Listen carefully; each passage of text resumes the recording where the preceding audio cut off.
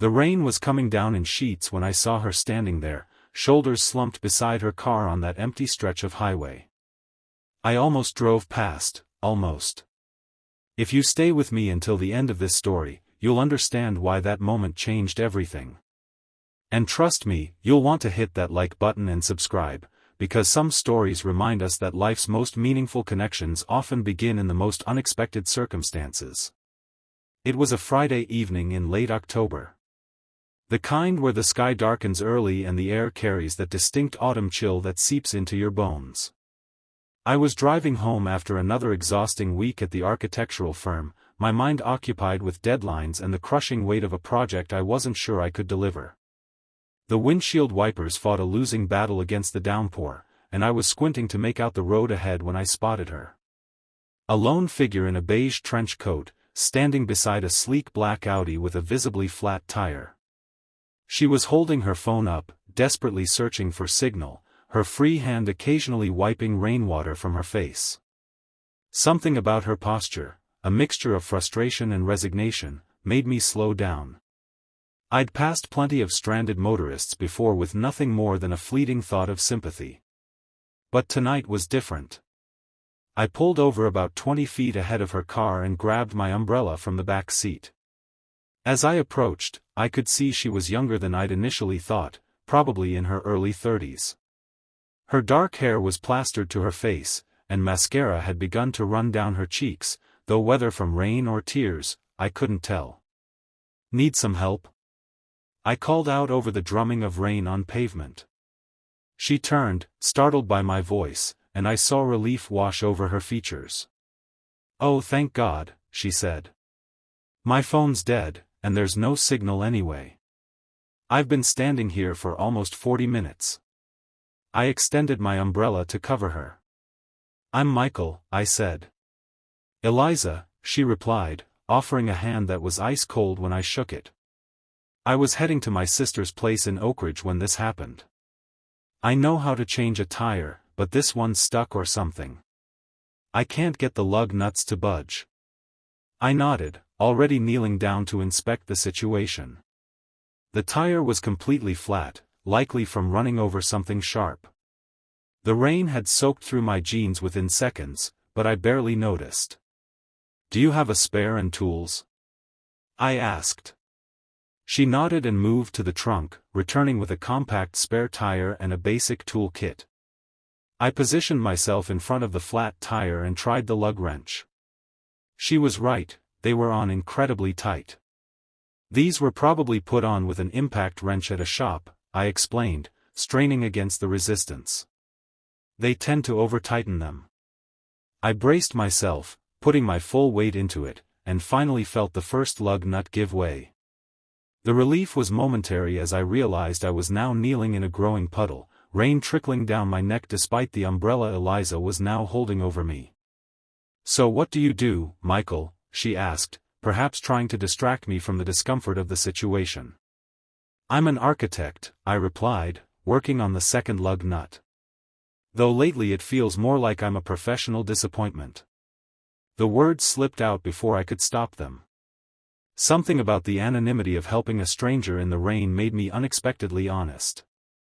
"That sounds intriguing," she said. "Professional disappointment how?" I loosened another lug nut before answering. "I'm working on this community center design. It's supposed to be my big break, but everything's going wrong. Budget constraints, client demands that contradict each other, and my own creative block. The presentation is in 2 weeks, and I'm nowhere near ready." "I know something about creative blocks," she said with a hint of understanding in her voice. "I'm a writer. Children's books, actually." I paused and looked up at her, rain dripping from my hair. "Anything I might have read?" A small smile played at her lips. "Ever heard of The Moonlight Explorers?" My eyes widened. "You're E.J. Bennett?" "My nephew is obsessed with those books. I've read The Underwater Kingdom to him at least 20 times." She laughed, a warm sound against the cold rain.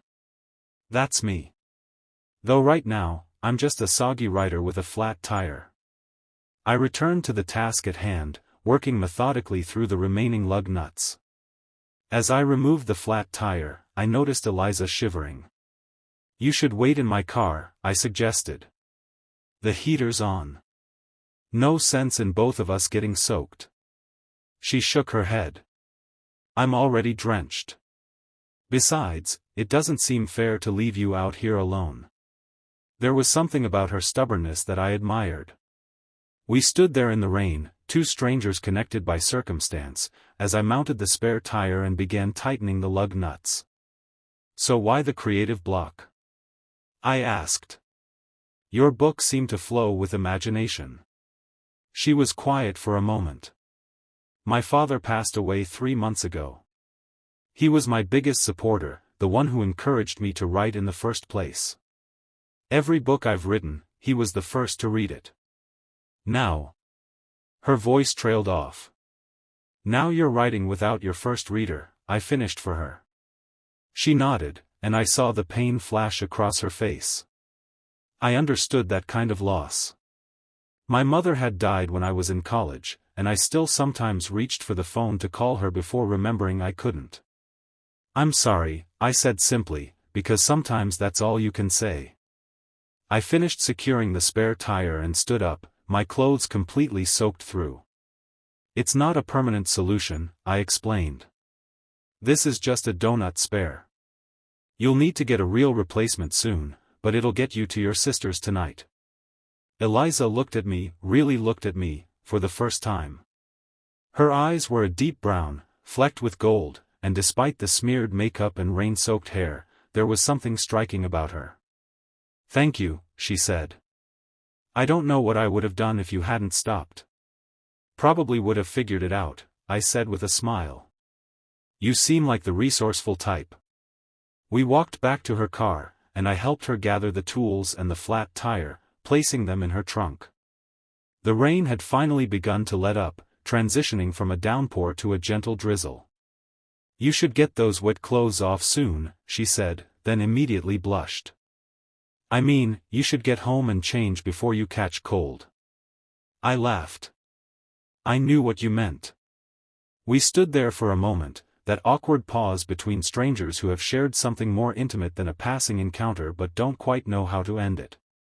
"Well," I said finally, "drive safely. And good luck with your writing." I turned to head back to my car when she called after me. "Michael?" I looked back. She tucked a strand of wet hair behind her ear, a small smile playing on her lips. "So, what are you doing tonight?" The question caught me off guard. "Tonight? I was just heading home. Probably order takeout and work on my designs." "I was thinking," she said, taking a step toward me, "maybe I could buy you dinner? As a thank you. There's a diner about 10 miles up the road. Nothing fancy, but they have great pie." I hesitated.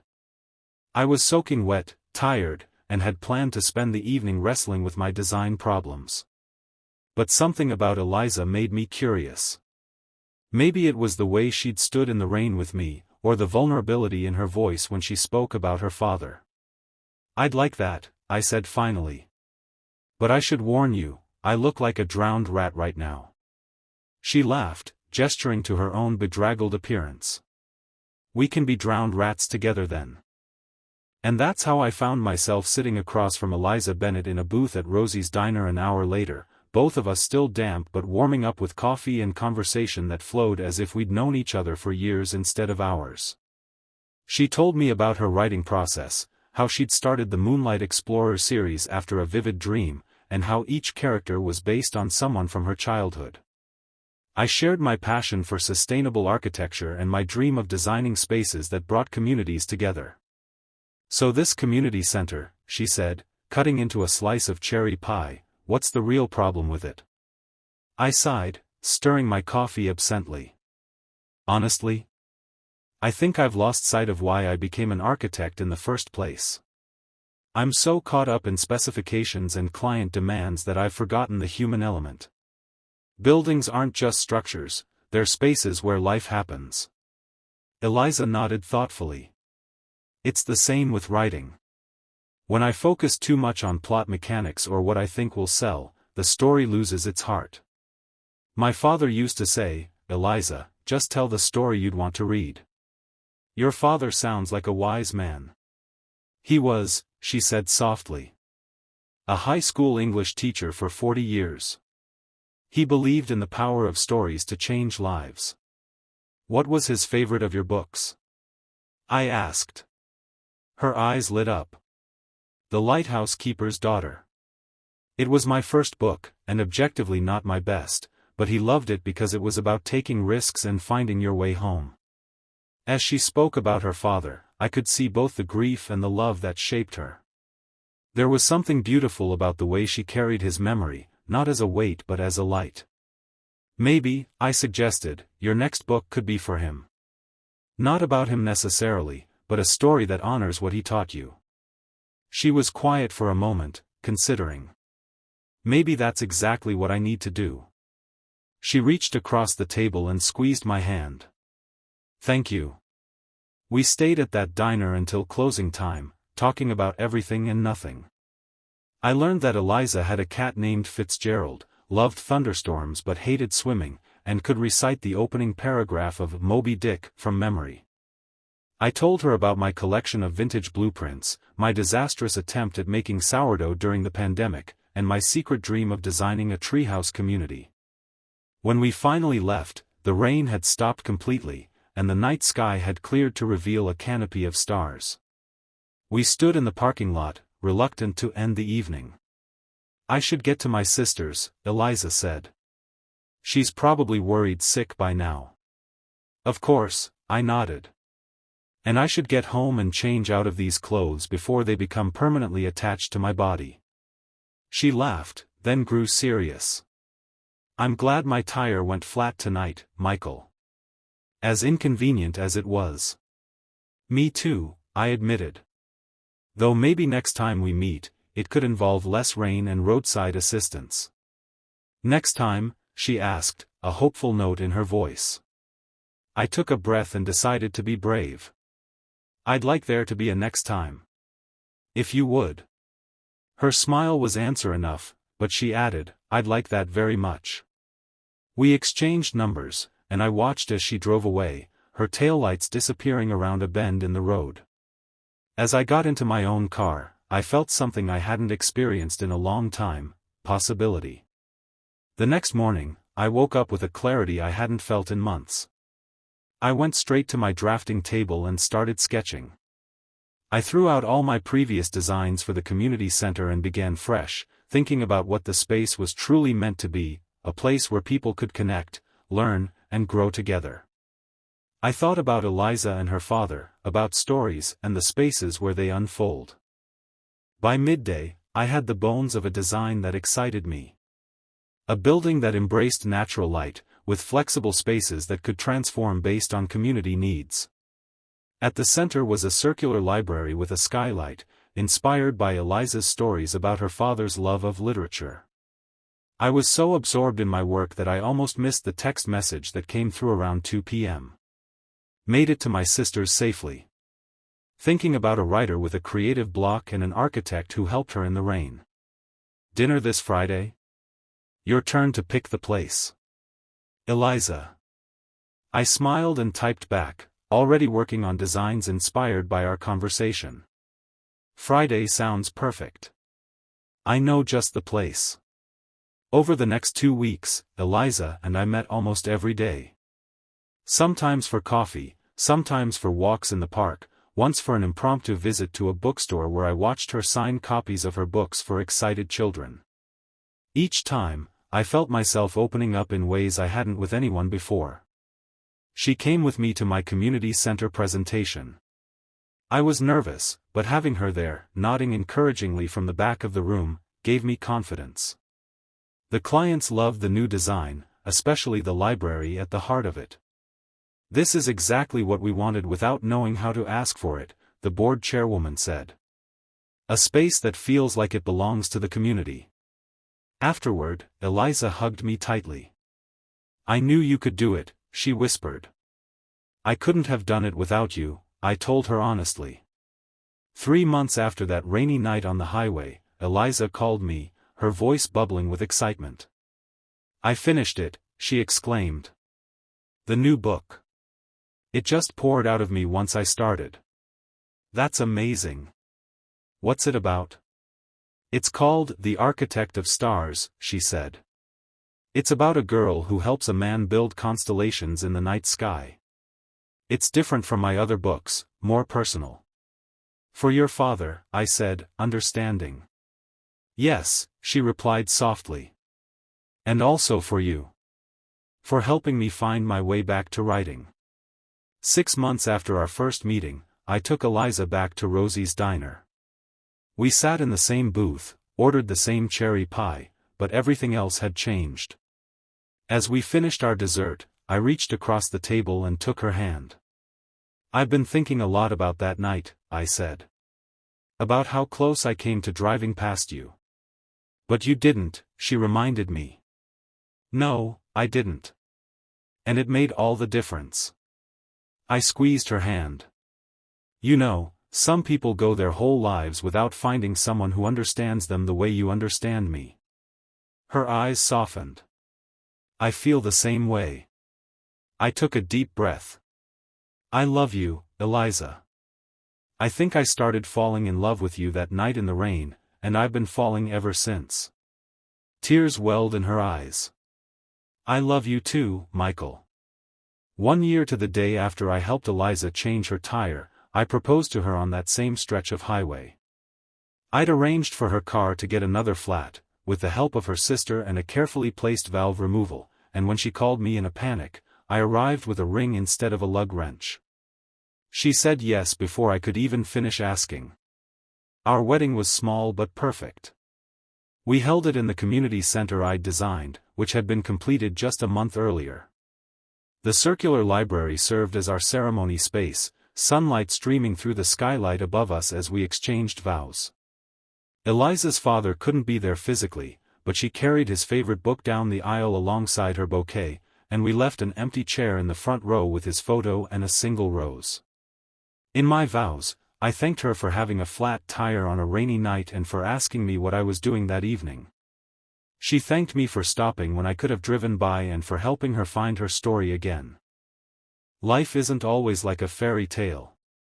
Eliza and I still have our challenges. We argue about whose turn it is to do the dishes and sometimes go to bed angry. Her writing deadlines make her stressed and distant at times, and I still occasionally lose myself in my work. But we face it all together, remembering that rainy night that brought us to each other. 3 years after we met, Eliza gave birth to our daughter, whom we named Rosie after the diner where we had our first real conversation. As I held our newborn, with Eliza exhausted but radiant beside me, I thought about how a single decision, to stop and help a stranger, had created this entire world of love. "What are you thinking about?" Eliza asked, reaching out to touch my cheek. "I'm thinking about how life turns on such small moments," I replied. "If it hadn't rained that night, if you hadn't gotten a flat tire, if I had driven past." "But you didn't," she said, echoing her words from years before. "You stopped. You helped me change a tire. And here we are. Here we are indeed. A family built from a chance encounter on a rainy highway. A love story that began with a flat tire. And a simple question, so, what are you doing tonight?" Now, as I watch Rosie take her first steps across our living room floor, her small hands reaching for both of us, I understand that life's most meaningful journeys often begin with the smallest decisions. Sometimes it's stopping to help a stranger in the rain. Sometimes it's having the courage to ask a question. Sometimes it's simply being open to the possibility that this moment, this seemingly ordinary moment, could be the beginning of everything. Eliza catches my eye over Rosie's head and smiles that same smile I saw in the diner years ago. In that smile is our whole story, the rainy night, the flat tire, the conversations that stretched into dawn, the books she's written since then, the buildings I've designed, the life we've built together. If you're watching this and wondering if those small moments matter, let me assure you they do.